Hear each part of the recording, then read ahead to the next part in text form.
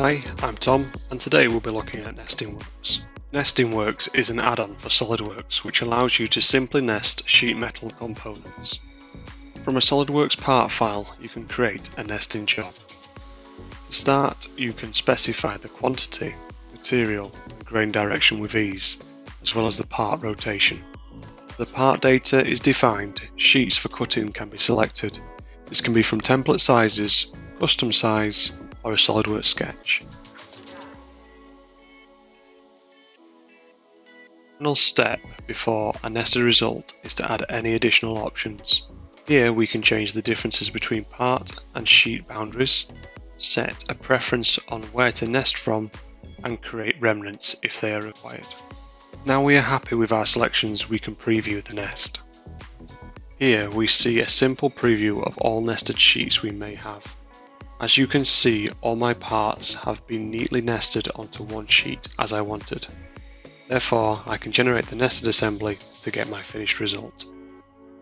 With the final assembly, a text document is made showing the sheet size, quantity of parts, and utilization of the sheet.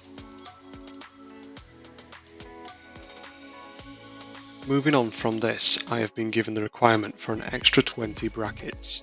So to nest these is as simple as before. I change my quantity to 20 and then go and select the remnants I had from my previous job so I can utilize the end of the sheet that was made previously. I will preview the nest to ensure the result is what I expect, and then I can go and generate the new nested assembly of my new 20 components. Another great feature of Nestingworks is the ability to flatten imported sheet metal geometry. Here I have brought in my bracket into SOLIDWORKS as a parasolid file. From here I can intelligently unfold my part with one click. The unfold command then allows me to assign a K-factor as well as a material to ensure the correct flat shape is achieved. And from here we could go through the nesting process again.